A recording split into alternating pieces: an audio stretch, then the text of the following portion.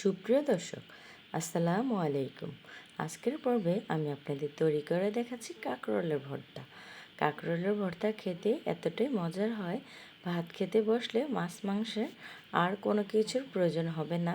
শুধুমাত্র কাঁকরোলের ভর্তা দিয়েই 2-3 প্লেট ভাত নিমিষেই খেয়ে ফেলা যাবে। আজকে আমি আপনাদের দুইভাবে কাঁকরোলের ভর্তা দেখাবো।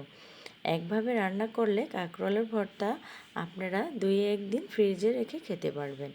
কাঁকরোলের ভর্তা তৈরি করার জন্য এখানে প্রথমে আমি কাঁকরোলগুলোকে গোল গোল করে কেটে নিয়েছি। গোল গোল করে কেটে আমি কাঁকরোলটাকে ভালো করে ওয়াশ করে নিয়েছি। এখন ভর্তা তৈরি করার জন্য আমি এই কাঁকরোলগুলোকে সিদ্ধ করে নেব। সিদ্ধ করার জন্য কাঁকরোলগুলো আমি একটু প্যানে দিয়ে দিচ্ছি স্বাদ মতো লবণ। এখন কাঁকরোলগুলো সিদ্ধ হওয়ার জন্য দিয়ে দিলাম পরিমাণ মতো পানি। আমি এখানে অল্প পরিমাণে পানি দিয়েছি, কেননা কাঁকরোল সিদ্ধ হতে বেশিক্ষণ সময় লাগবে না, তাই পানি বেশি দেওয়ার কোনো প্রয়োজন নেই। আর সিদ্ধ করার সময় যদি কাঁকরোলগুলো ওভারকুক করে থাকি, তাহলে কাঁকরোলের যে সুন্দর একটি কালার আছে, এই কালারটি নষ্ট হয়ে যাবে এবং লাল লাল হয়ে যাবে। এই পর্যায়ে আমার কাঁকরোলটা সিদ্ধ হয়ে গেছে।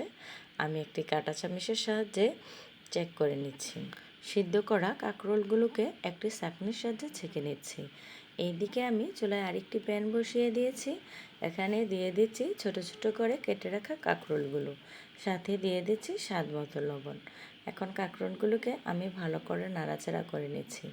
আমি কিন্তু এই কাঁকরোলগুলোকে সামান্য পরিমাণে একটু তেল দিয়ে ভালো করে ভেজে নিচ্ছি। এখানে আমি ভাজার জন্য কিন্তু কাঁকরোলগুলোকে ছোট ছোট করে কেটে নিয়েছি। প্রথম পর্যায়ে কাঁকরোলে ঢাকা দিয়ে কাঁকরোলগুলোকে আমি ভেজে নিচ্ছি। এই পর্যায়ে কিন্তু আমি কাঁকরোলে কোনো রকমের তেল ব্যবহার করিনি বা পানিও ব্যবহার করিনি।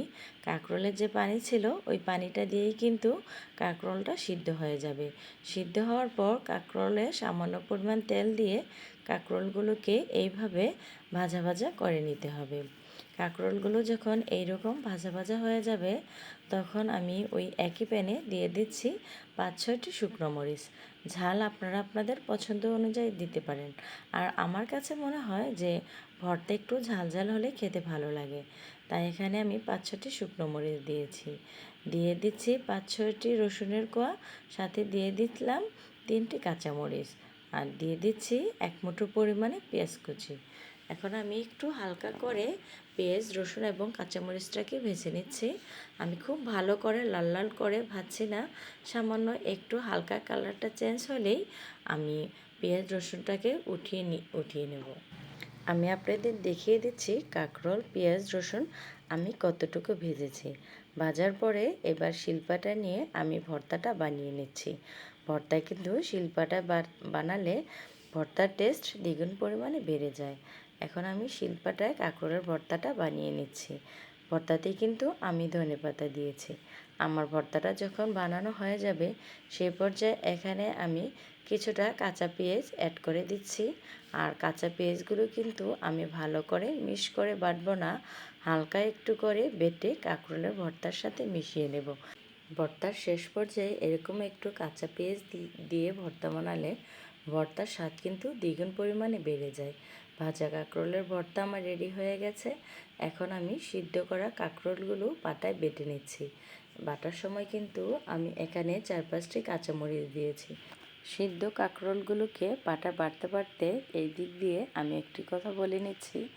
আমার আজকের ভর্তার রেসিপিটি যদি আপনাদের কাছে একটুখানিও ভালো লেগে থাকে, তাহলে প্লিজ লাইক, কমেন্ট, শেয়ার এবং সাবস্ক্রাইব করতে ভুলবেন না। এই দিকে আমার সিদ্ধ কাঁকরোলগুলো বাটা হয়ে গেছে। এখন আমি কাঁকরোলের ভর্তাটা রেডি করে নেব। কাঁকরোলের ভর্তা তৈরি করার জন্য চুলায় একটি প্যান বসিয়ে দিয়েছি। প্যানে দিয়ে দিচ্ছি সামান্য পরিমাণে সয়াবিন তেল। ভর্তা যেহেতু, তাই তেলের পরিমাণ কমিয়ে দিতে হবে। দিয়ে দিচ্ছি 1 টেবিল চামচ পরিমাণে রসুন কুচি, সাথে 1 মুঠো পরিমাণে পেঁয়াজ কুচি। এখন পেঁয়াজ আর রসুনটাকে আমি লাল লাল করে ভালো করে ভেজে নিচ্ছি। ভাজা হয়ে গেলে এ পর্যায়ে এখানে অ্যাড করে দিচ্ছি বেটে রাখা কাঁকরোলগুলো। কাঁকরোলগুলো দিয়ে আমি ভালো করে নাড়াচাড়া করে পেঁয়াজ আর রসুনের সাথে মিশিয়ে নিচ্ছি। এ পর্যায়ে কিন্তু চুলার হিটটা মিডিয়াম টু লো হিটে রেখে কাঁকরোলটাকে ভালো করে শুকনো শুকনো করে নিতে হবে। মানে হচ্ছে কাঁকরোলটাকে মাখো মাখো করে নিতে হবে। এই পর্যায়ে একটু ধৈর্য ধরে কাঁকরোলটাকে বারবার নাড়াচাড়া করে 5-6 মিনিটের মতো জাল করে নিয়েছি। কাঁকরোলটা যখন একটু এরকম হয়ে আসবে, এই পর্যায়ে এখানে ঝালের জন্য দিয়ে দিচ্ছি 1 টেবিল চামচ পরিমাণে শুকনো মরিচ। শুকনো মরিচ দিয়ে আমি ভালো করে কাঁকরোলের ভর্তাটাকে নাড়াচাড়া করে নিচ্ছি।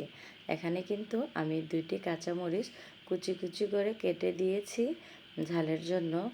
আসলে কি, ভর্তা ঝাল না হলে ভালো লাগে না, তাই এখানে আমি কাঁচামরিচ এবং শুকনো মরিচ দুটোই ব্যবহার করেছি। এখন আমি আলতো হালতে নাড়াচাড়া করে কাঁকরটাকে এভাবে মাখো মাখো করে নিয়েছি। কাঁকরটা যখন এরকম হয়ে যাবে, তখন কাঁকরে আমি কিছুটা ধনিয়া পাতা মিশিয়ে দিচ্ছি। তাহলে কাঁকরের ভর্তা থেকে খুব সুন্দর একটি স্মেল আসবে।